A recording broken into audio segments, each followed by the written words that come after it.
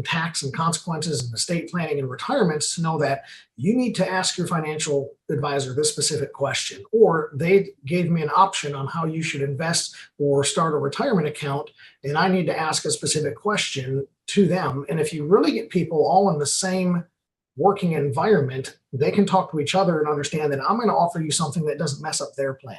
And they're going to provide an offering that goes along with your strategy. And we can really start to, I would say, just jive and work together. So let me ask you this question. As far as, let's talk a little bit more about advising your clients on the tax planning and the strategy side, which I know you're one of the leading national experts in that area. How much does the legal backing and the documentation side of things play a role in complementing the two? So I don't see them different. So sometimes this question can be challenging for me, but I really try to distill it down into steps. To me, there's 3 basic steps. So oftentimes when you make a financial decision, there are financial consequences, and folks understand that. You know, you choose to invest in advertising, that yields a result. That's clear on one side. Now, if you don't do your advertising, or maybe don't disclose some of the puffery that goes with advertising that is permitted appropriately, you're creating unnecessary risk. People get that extreme on the other side too. Oftentimes they think of risk through insurance first, but there's a role for attorneys. So I like to look through the lens of the cost of compliance. Oh, okay. A great example that can pop up here is you can offer guarantees, or you can offer, say, memberships that have certain requirements with them. Sometimes those memberships are also regulated by the insurance industry. So navigating the difference between maybe a membership perk or benefit as opposed to offering insurance is the difference between an investigation by the state that no one can afford or wants to go through and do. So even though it's a great idea, and there's lots of opportunity to say, hey, we're in a membership model and there's all of these wonderful benefits, are we running afoul, like you said earlier, of the things we don't know? And that's where really I think I sit differently than other folks. I get the tax side, I get the legal side. There's an overlap that is natural in many of these different roles, but just in particular with these conversations where we can talk about, do you want to take on that risk? Did you know it was a risk? And maybe here are some cost concerns. Well, let me jump in here real quick, Chris, because this is kind of leading me to what's going to have to be our final question before we roll to commercial. So real quick, kind of 30-second answer on what you said. You're getting into the realm of like, hey, people might not be aware of risks and hazard. If you were going to say to a startup or newer business owner, hey, these are the 2 or 3, give me an example of an area where they step into a hazard, something they're unaware of, that what's one of these areas, maybe one in each realm, that say, hey, here's a common struggle that I see with the startups or the younger entrepreneur types to avoid these or rely on one of these categories of advisors in. Can you give us maybe one from each role? Yeah, I'm going to bundle them to make it a little bit easier. You need to have something in writing, folks. Okay. A lot of people want to do a handshake deal, and there's a lot of online services where you can just click through, but you need terms and conditions. You need to be clear about what your scope is. In especially sometimes with younger generations involved. Hey, I'm just going to post something on Instagram, for example. Yeah. There's a consequence to that. Is it a paid advertisement? You've got to disclose those things. Right. So therein lies just kind of a, hey, what are we doing and why are we doing it? And do we have a basic set of scope in place to navigate from? I love it. Great points, Chris. So in rolling into commercial break here, you are obviously a calculated, intelligent man that I recommend everybody come find to get help from you. So if somebody wants your help, they say, this is the guy that he clearly gets it, and he wears 2.5 hats. How do they get a hold of you? Where do they find you, Chris? If first and foremost, I would say go to LinkedIn. We post a lot of free materials. We've got our website, papincpa.com, where you can reach out to my team directly. Kind of depending on where you are in your life cycle, pick the path that suits you. But we're always happy to meet new people, develop new relationships, and love the opportunity to serve our community, whether it's local or nationwide. I love it. Chris, thank you so much for coming on to the show. Everyone else, you stay tuned. We'll be right back after this commercial break for more pivotal change and an ongoing wonderful conversation.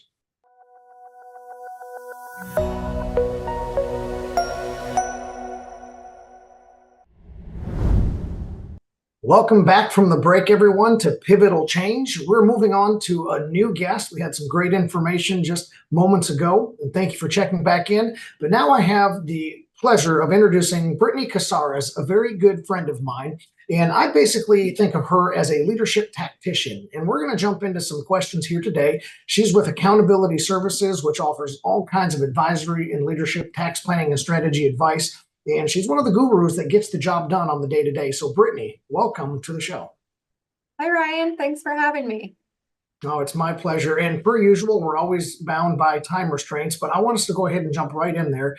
And I want to talk about putting leadership into practice. That can be very difficult. A lot of people have their ideas, their visions, but what they want to do and what they say and execute on are often different things. What are some thoughts you can give to our viewers about how to put leadership into practice? How do you produce leadership? I think the biggest thing that I really focus on being a successful leader is to understanding how your employees tick. So understanding, are they visual learners? Are they on the job training? Are they feet to the fire individuals? So that's step one to understanding how to be a better leader. From there, you can build off what kind of processes that need to happen around those employees. So, and also certain departments. We have multiple departments in our firm. The operations team, very hands-on, very type A, very generating workflow. Then you have our tax department, very heads down, doing the work as it comes and goes, but not very good at producing the workflow or handling multiple things at once. And then we have, kind of more of the accounting, the advisory department, the individuals who are really client facing, have more of that extroverted personality to be able to handle certain meetings with clients and different cadences. So I think the biggest thing that I can stress to most leaders and that I talk with our partners about is understanding who is on your team, how they work, and then how you're going to implement those processes within that team and that department that's going to make them the most successful. Wow, I really like that. I like the little really quick statement you said where you got to find out what makes your people tick. And then implementing those little practices per team sounds like it's pretty individualistic, team by team, and not necessarily just broad brushstrokes for everyone. So speaking of broad brushstrokes, that kind of leads me to strategy. We've had conversations about the difference between strategy and tactics and logistics, and you're really kind of bridging the gap between strategy, that vision and what needs to be done, and the actual tactics to execute on the day-to-day. So in that tactical arena, can you just tell us how do you bridge that gap, and how do you really, being in charge of all that firm productivity, go to the steps, some of the steps you do on the day-to-day operations to make that happen? Yeah. So I think the biggest thing is to really make sure you have a team, and that could be a team of one, or it could be a team of two or more than that. I'm lucky enough to where I have a team of four on our operations team, and every individual within that team has a different role. So what leads it to be is I produce the delegation to my team, and the team is able to produce the delegation to the rest of the department. So it doesn't all fall on me, because when it all falls on that one person, you're kind of essentially sometimes you can be a broken record, and you're not taken as seriously at some points because you're just kind of, beating the throttle all the time. So if you have a team that is there to help bridge that gap, I think that's the most beneficial. We have the partners who are the big picture individuals who love to produce the actual strategy in the clouds. And then how are we going to bring it back down? I think the biggest thing that is most beneficial to me is I'm a very type A personality. So being able to have that organization and that workflow really kind of hones in on how we are going to actually produce everything in the most organized system as possible. So essentially building the workflow and making sure that every workflow has some type of output, some type of metric tied to it. Not necessarily holding people's feet to the fire on consequences, but what are the metrics that we want to hit and the why behind the metrics? Because if the individuals and your employees don't understand the why, you're not going to really have them on board with you. So really kind of making sure you bring that whole big picture around with a metric and a why. You're going to have a more successful product in the end by having everyone on the team at least put in 100% effort. Okay, I like a lot of what you said there, and I'm probably going to expand on maybe one or two of these. So getting the why established, I think, is hugely important. Just humans in general, if they can understand why it's necessary to do something or what impact it's going to have, I think you and I have had this conversation before off camera about how motivating that is.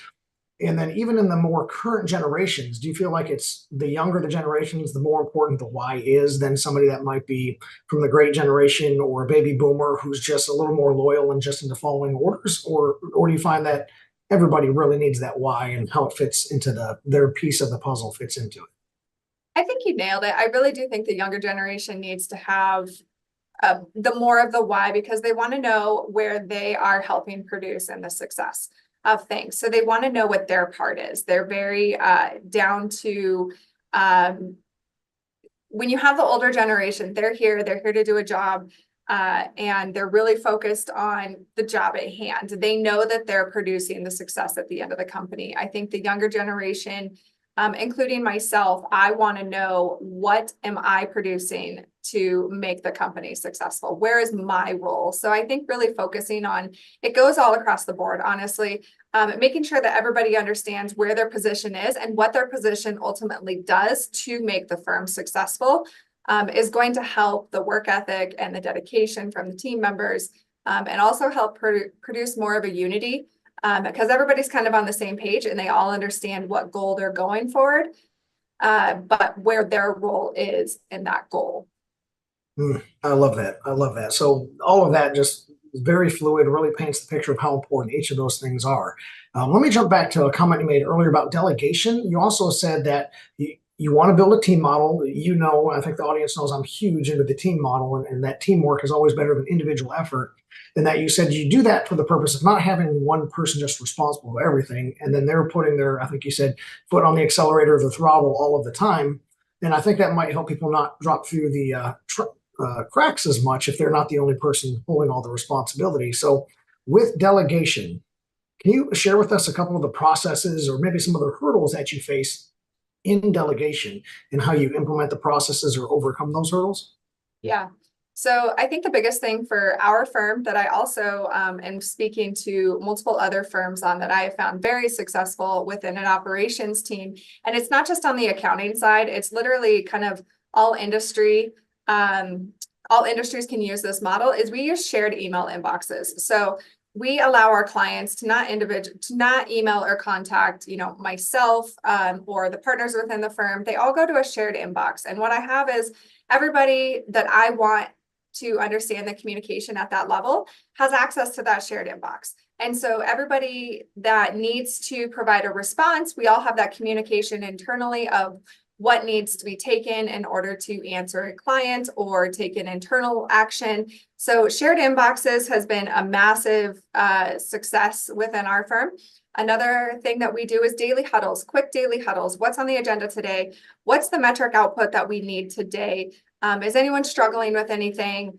Any, big ticket items that we need to bring to the attention? So 10, 15 minutes of people's time every morning has been very, very helpful. It also gets kind of the juices flowing first thing in the morning.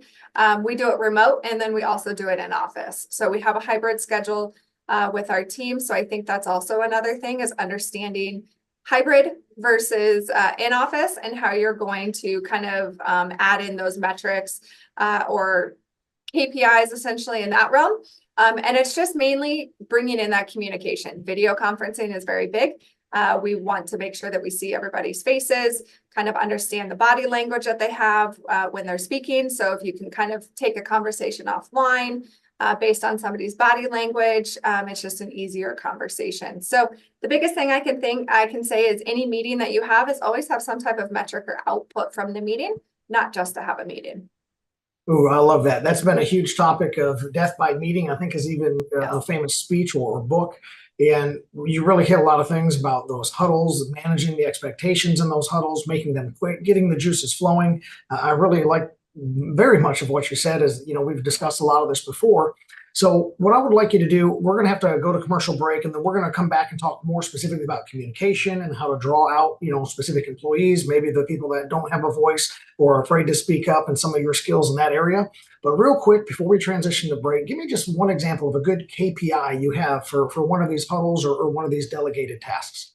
Yeah, so we're specifically a tax firm, so we produce tax returns for filing. So for example, today my huddle, we had a metric of what needed to be done by January 30th. And what does that happen? So by the end of the day, we need to have 5 completed tax returns sent out to the clients. And we narrowed down who those clients need to be and what is needed to get those 5 out the door. So it starts low. Every day we have some type of metric, and then tomorrow it might be 2 because we did a bigger load today on the output side, and two might be tomorrow because we might be calling more clients tomorrow. Very good. Well, I'm going to jump in right here and get us pushed off to the commercial break. Brittany, stay in that seat. We're going to be coming right back with more specifics about communication. Everyone else, enjoy this commercial break. Maybe grab yourself a drink, grab yourself an advertisement, and we'll be back with Brittany Casares from Accountability Services right after this.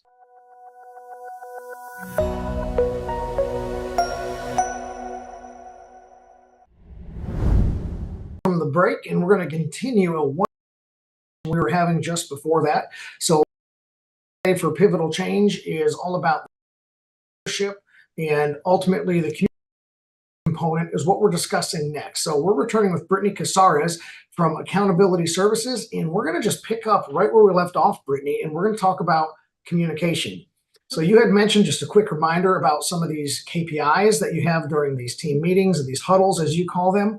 And one of the things that I find is really interesting is I think most entrepreneurs that have been in the game at all realize that communication is key. And you gave us exact methodologies on how to do that. So I want to continue to drill down. So in one of these huddle meetings, you might find that somebody is struggling or particularly bogged down. And I want to ask, as the tactician implementing things, what is to help support each other? Can you go through that? When something is discovered and needs to resolve those issues?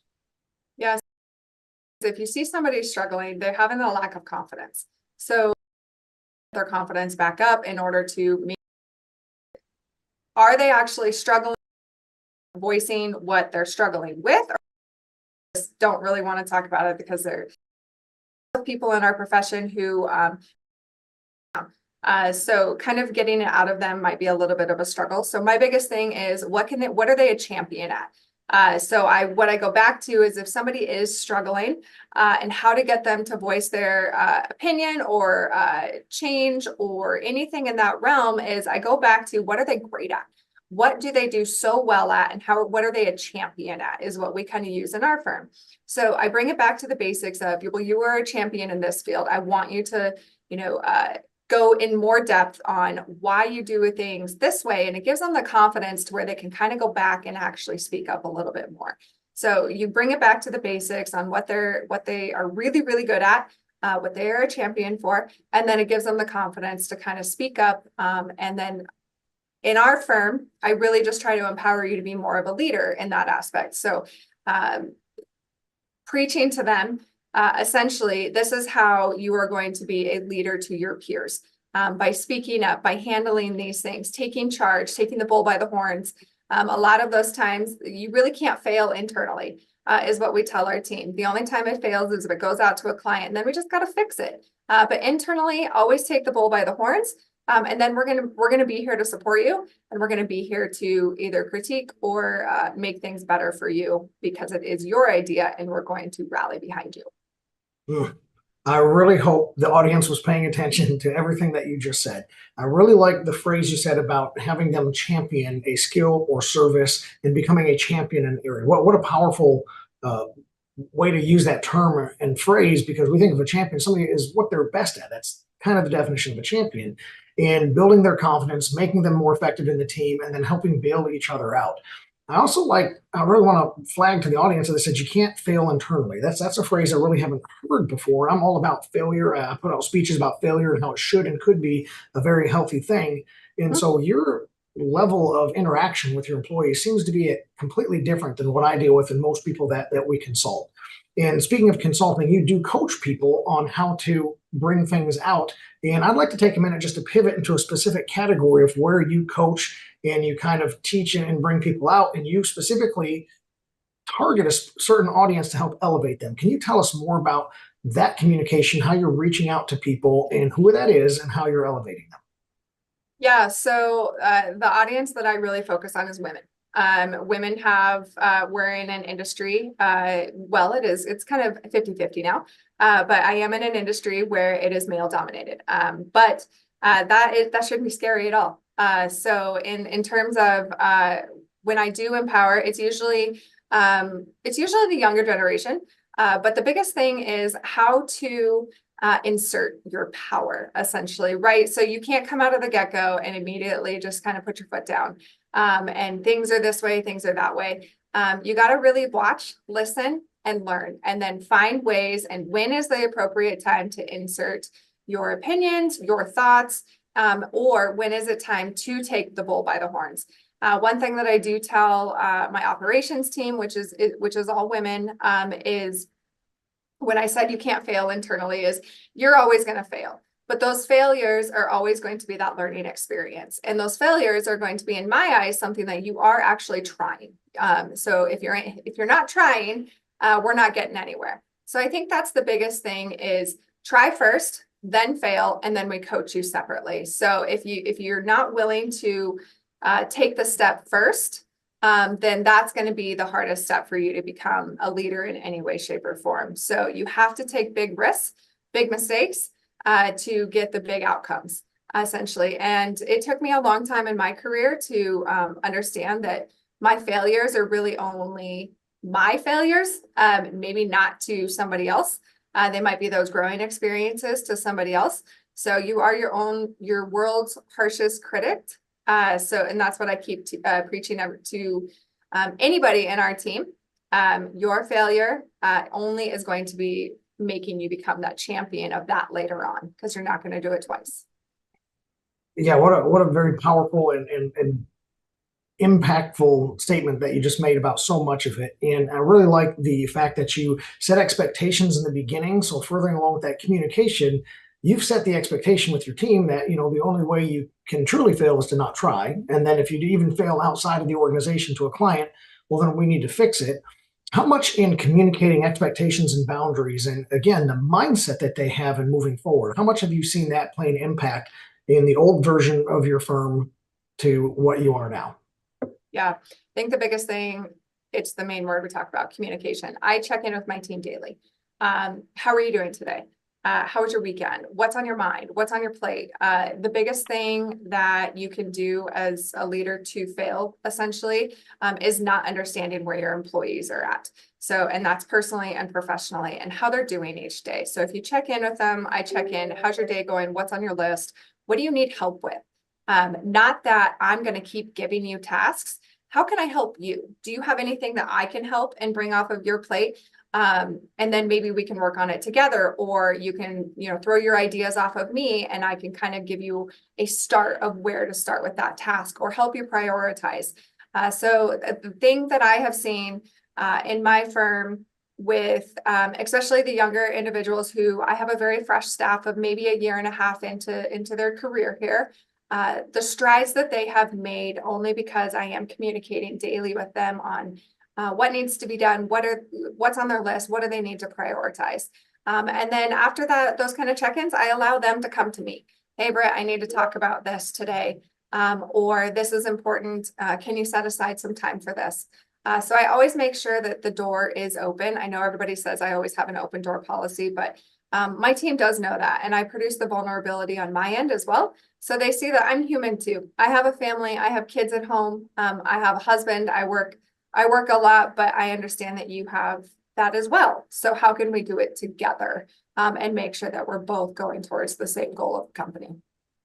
You're using a lot of really, really precise and very important language that I know was not by accident.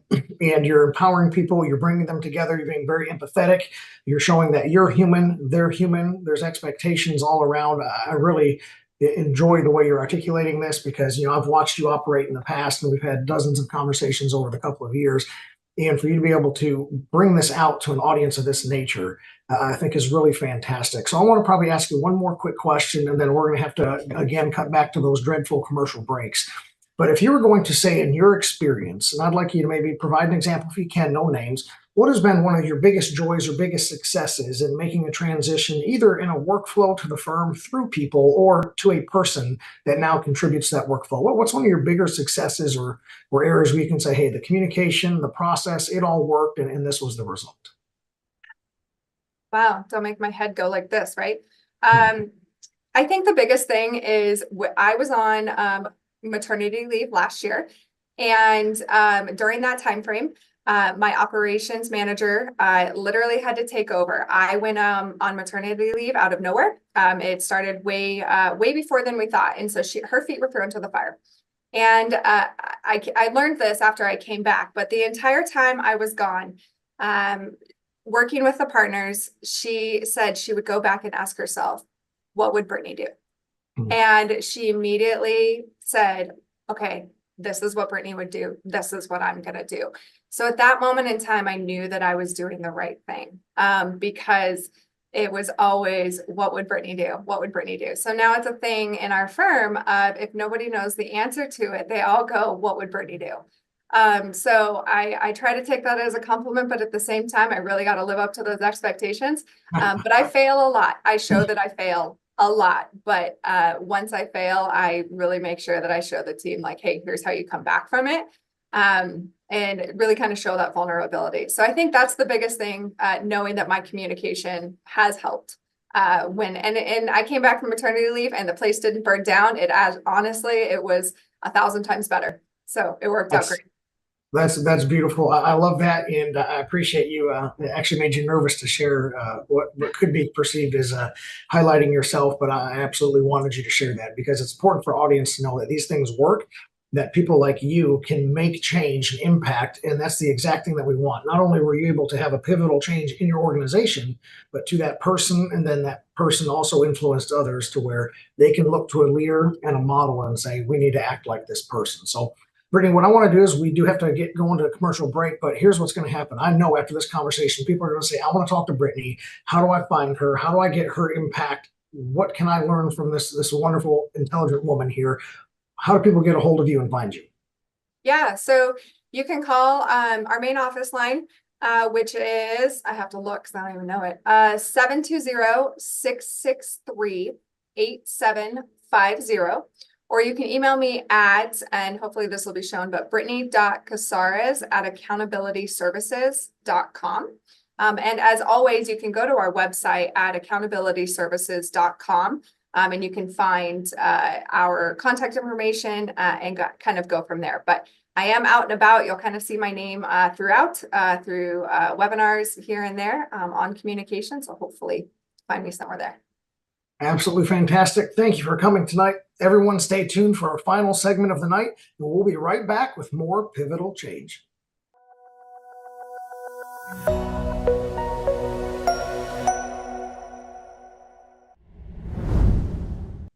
Welcome back from the break, everyone, to Pivotal Change for our final segment of the night.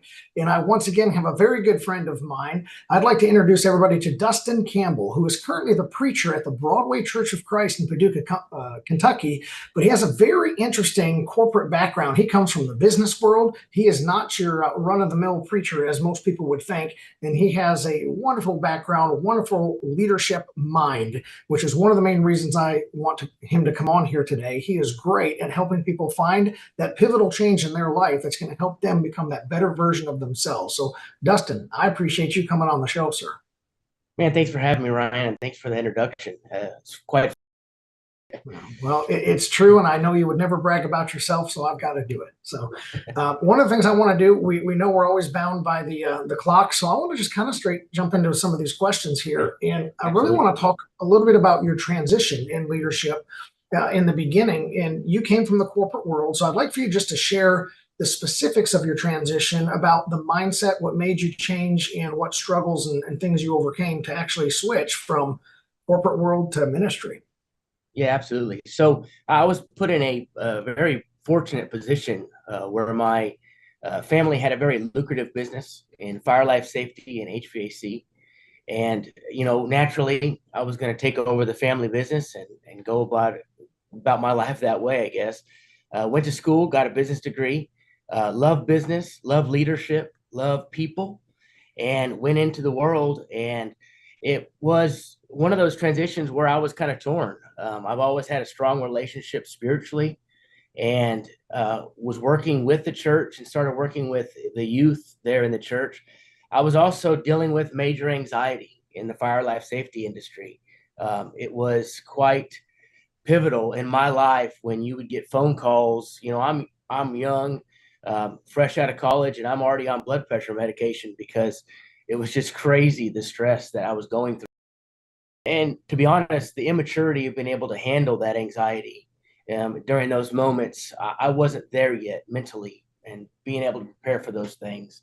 But I loved the work. I love people. I love leading people and trying to make them better and having an influence on them.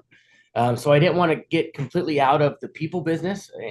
And I always say the people business because I think anybody who's in a leadership position is in the people business.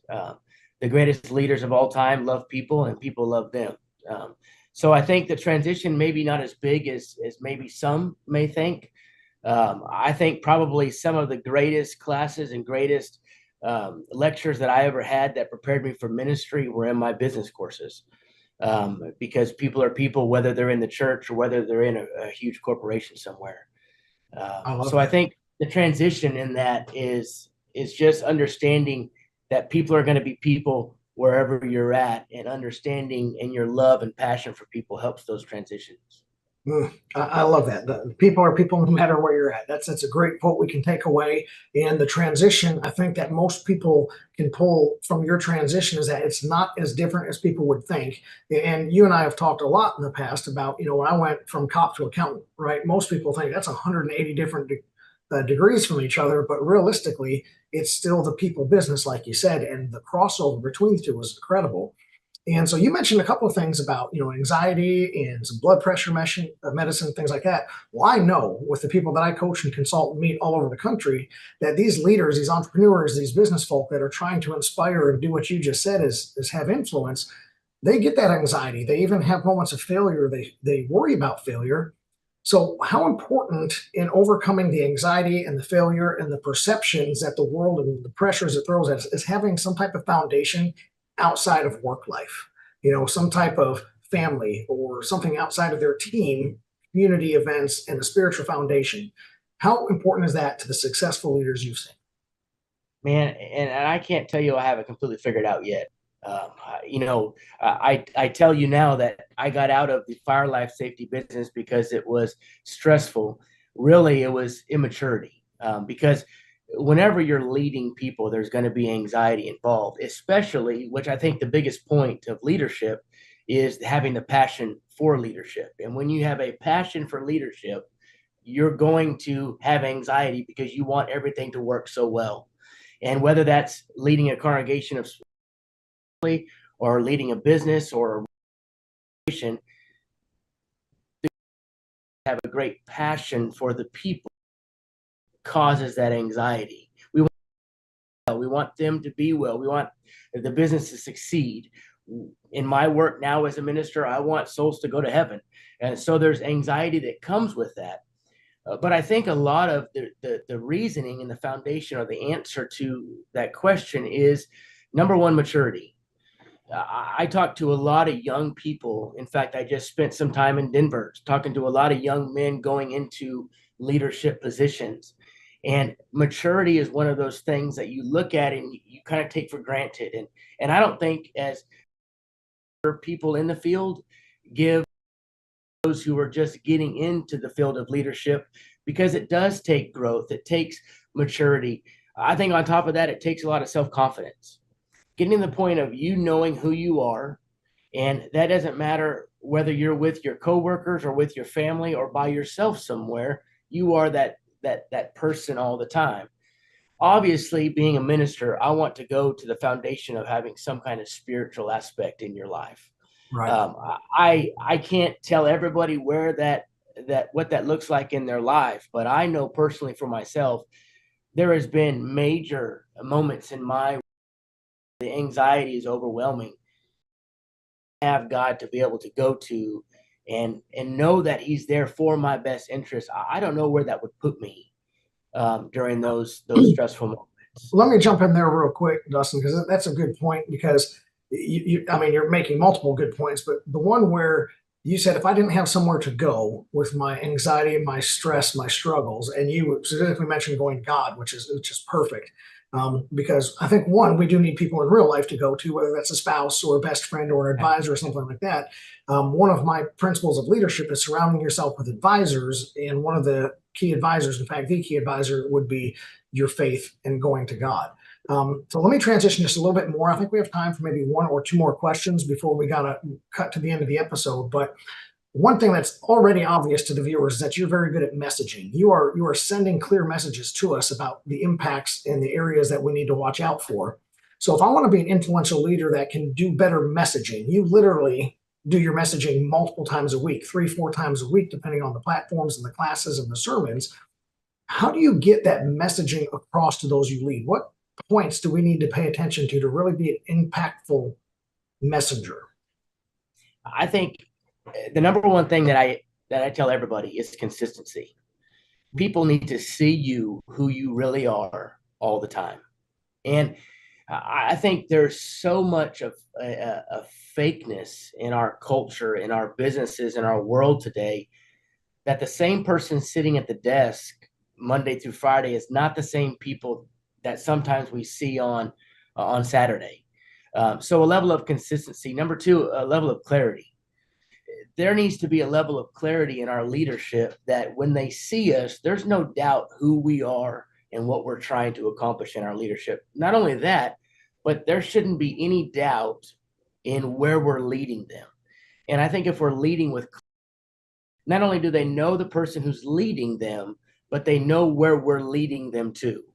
And if we can keep our clarity and our consistency in check, I think, man, messages that we can portray as leaders is very clear for people to pick up on. Okay, I want the audience to take just a minute. I often encourage the audience to watch this show with a pen and paper, and I hope you just wrote that down, that people need to have the consistency, and they're never going to have a problem following you if they know where they are being led. They have that vision, they have that clear, surmised message of where you are leading them. I can't overplay how important of a statement that was. Dustin, let me fling you one more quick question real quick, because we're pushed up against the time, and I know future episode to talk about more. But specifically, you deal with people from all walks of life, different cultures, ethnical backgrounds, rich, poor, everything in between. So sticking along with communication and influence, how do you develop a message and an impact on people from every walk of life, the vast differences that we have? To the genuine core, everybody's the same. Humans are humans. We all have the same difficulties. We all have the same struggles. We all have the same interests.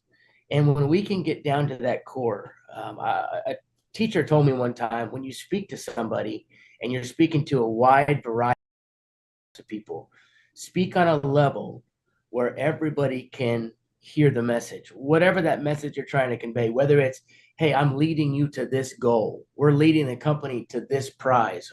I'm leading you to heaven in my specific job. But I think sometimes we pick a specific group of people we want to cater to.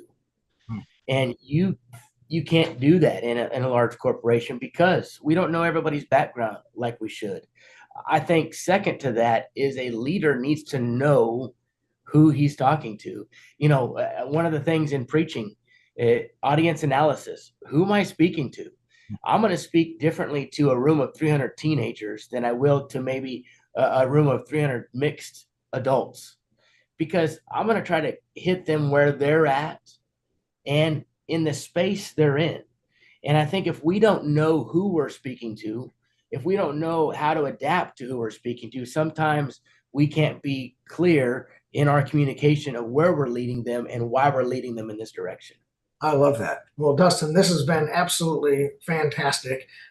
Giving me an idea here. So if somebody obviously recognizes your wisdom and your ability, because you speak all over, and of course at church every Sunday, how can somebody get a hold of you and find Dustin Campbell? Say, hey, I want to get a hold of this guy. I want more of what he has to say. Where can we find you?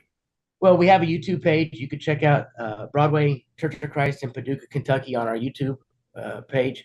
You can go on and listen to some guy preach for 30 minutes, usually once a week. I hope and I pray that I give some wisdom and insight from God's word through that. You could also check out our website, BroadwayCoc.com. My phone number, my contact email, and all that stuff's on there. Man, I'm always welcome to questions, and I'm always willing to help people grow. I hope to grow in some of our conversations. Outstanding. Dustin, thank you so much for coming on tonight. And thank you you for everyone for watching. Remember, I want you to go out there and I want you to see the change and be the change. And we'll see you next time on Pivotal Change. This has been a Now Media Networks feature presentation. All rights reserved.